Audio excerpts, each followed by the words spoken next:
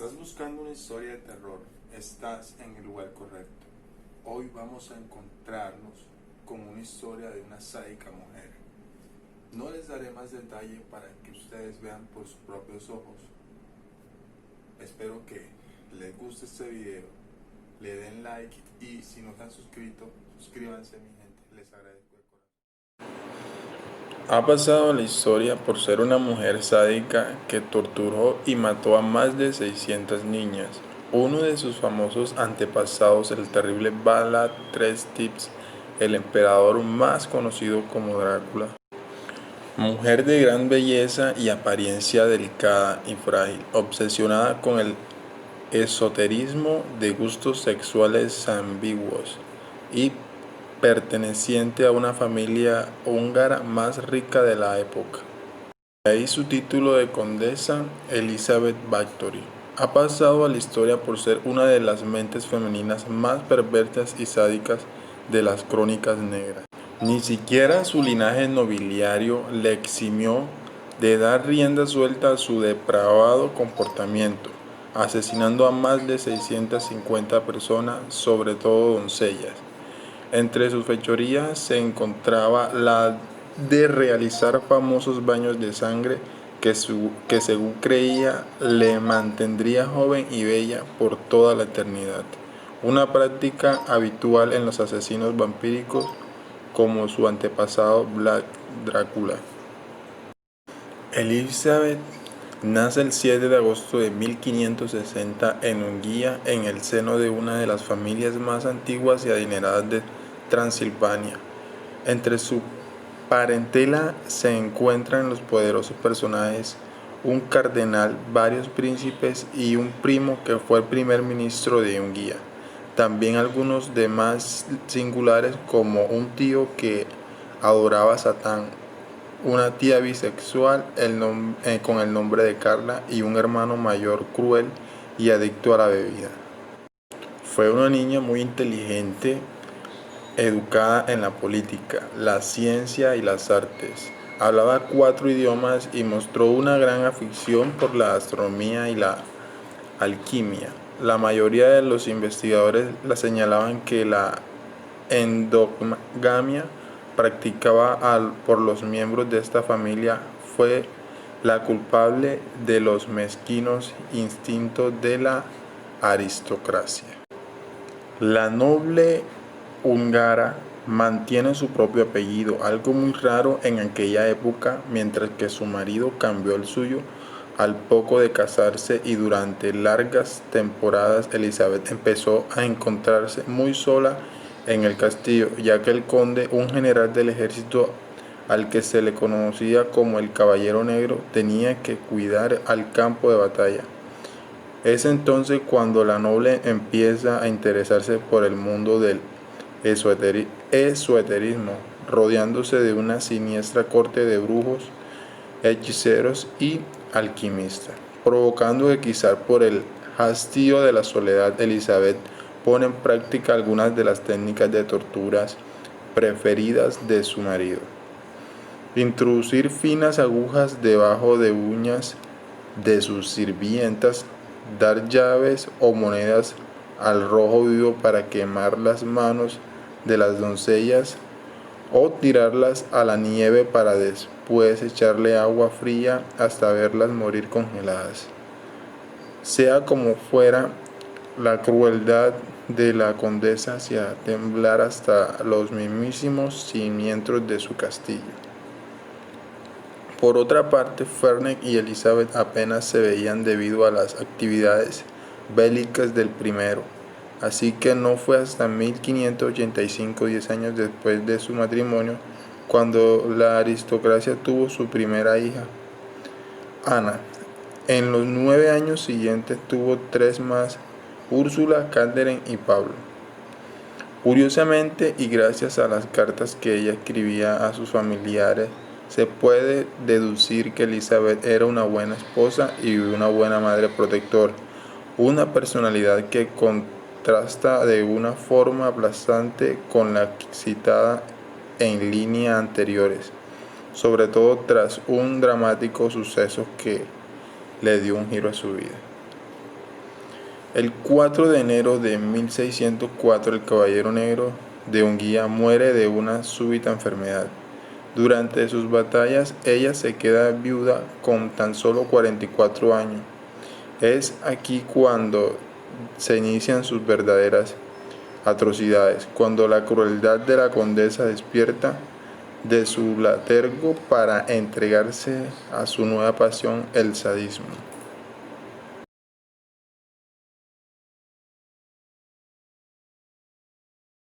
En primer lugar, se encarga de echar de su castillo a su muy odiada suegra Úrsula, junto con el resto de la parentela Nadaxdi. Siguiendamente manda a cerrar en los sótanos a las muchachas que están protegidas, donde además recibieron toda clase de castigo. Ya a partir de entonces viene la vía libre para desarrollar sus propias perversiones sexuales. Una nueva época se avecina en la fortaleza de Cachite. La primera víctima, además de sus grandes intereses por el mundo exótico, Elizabeth siente predilección por las relaciones amorosas con personas de ambos sexos, y las visitas a su tía lesbiana Carla Bachman son cada vez más frecuentes, hasta el punto de participar en algunas orgías. La condesa no solo se encuentra con sus doncellas, sino que les propina toda clase de correctivos. Por ejemplo, a una chica que hablaba mucho hizo que le cosieran la boca. A otra de sus criadas le prendió fuego al vello púbico. Y incluso a una camarera que tenía fama de coqueta y libertina fue obligada a sentarse en una varilla al rojo vivo, de donde no la levantaron hasta 2 horas después. Pero los años pasaban también para la aristocracia, cuya belleza iba degradando poco a poco. Preocupada por su futuro, Elizabeth pide consejo a una de sus nodrizas. Esta le explica que el poder de la sangre y los sacrificios humanos daban muy buenos resultados, y le sugiere darse baños de sangre. Era la mejor forma de conservar su hermosura indefinidamente, y así lo hizo. Un buen día, una joven sirvienta estaba peinando a Elizabeth con una mala fortuna de propinarle un tirón. La noble, en un ataque de rabia, le dio tal bofetada que la sangre de la doncella salpicó a su mano. Convencida de que el ramo de piel donde había caído la sangre se veía más joven y saludable, mandó a que le cortaran las venas y el cuello y que llenaran una bañera con su sangre. A partir de ese momento, esta clase de práctica se convirtió en su gran obsesión, dando paso a una orgía desenfrenada de asesinatos. Se citan más de 650, que se prolongó por el espacio de 10 años. La depravación de Elizabeth necesitaba de unas manos ejecutoras sin las cuales no podía cumplir cada una de sus degeneradas fantasías. Se trataba de individuos que raptaban sus víctimas, especialmente vírgenes de cuna noble, entre ellos uno de sus sirvientes, Storko, Ilona Hope, la mana Elizabeth, brujas de Troya y Darbulia, y el brujo mayor Johannes. Durante 11 años estos secuaces se encargaron de rastrear la región en busca de jóvenes apetitosos para saciar el hambre de su ama, cuya salud iba empeorando por momentos. Una temporada donde la condesa estuvo enferma en cama, mandó a que le llevaran a una joven doncella para hacerle compañía. Cuando llegó, se arrojó sobre ella mordiendo la mejilla y arrancó un trozo de su hombro con los dientes, y clavó los dientes en un pecho. Por otras partes, comenzaron a extenderse rumores por todo el pueblo acerca de algo raro que sucedía al interior del castillo Cachite, y no era para menos que llegó un momento que, al ocultar los centenares de cadáveres, procedente de macabros asesinatos, se convirtió en un gran problema. A veces los escondía bajo las camas, pero el hedor era insoportable, que tuvieron que trasladar los cuerpos a un campo cercano a la ciudad. La alarma saltó por las situaciones cuando parte de la población descubre más de una docena de niñas sin vida enterradas en las inmediaciones, y cuando una de las jóvenes a las que Elizabeth educaba en el castillo logra escapar de la fortaleza y dar parte a las autoridades. Aquí el rey Matías de Hungría ordenaba a un primo de la condesa, al conde Turso, realizar las pesquisas correspondientes. El 30 de diciembre de 1610, el conde Turso y sus hombres entran en el castillo Cachite. Lo primero que ven es una criada en el cepo del patio en estado agónico, tras recibir una paliza que le había fracturado todos los huesos de la ingle, y ya en el interior se encontraba una chica desangrada en el salón y otra que aún estaba viva, aunque con el cuerpo agujerado.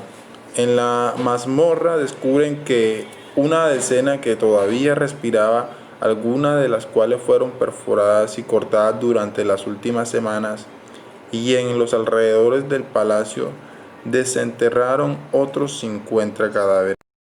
También hallaron toneladas de cenizas y aserrín por todas partes, usando para recoger la sangre que se vertía tan abundantemente que en aquel lugar, pese a eso, todo el castillo estaba cubierto de manchas oscuras y despedía un tenue olor a carne. Mientras tanto, la condesa y algunos de sus brujos fueron sorprendidos en medio de uno de sus rituales de sangre.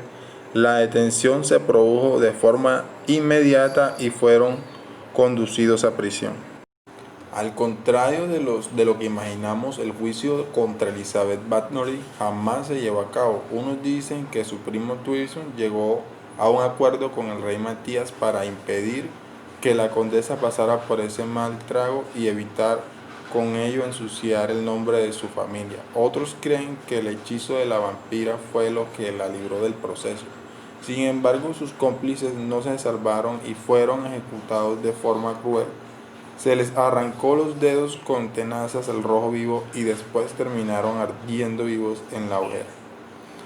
En cuanto a Elizabeth, pese a haber escapado del verdugo, no salió indemne de la causa. Como expansión de sus crímenes, fue condenada a la prisión perpetua al ser empaderada en el castillo de Heysel, con tan solo una diminuta rendija por la que le daban la comida y agua. Murió 4 años después, tenía 54 años. Durante más de 100 años, los documentos del juicio de Bathory y de sus secuaces estuvieron escondidos en el castillo del conde Turso. Según parece, demostraban la unión que existía entre la familia Bathory y Vlad Tepes, del famoso Drácula. Actualmente es imposible saber qué sucedió realmente. Por un lado, las pruebas nos remiten una asesina en serie depravada.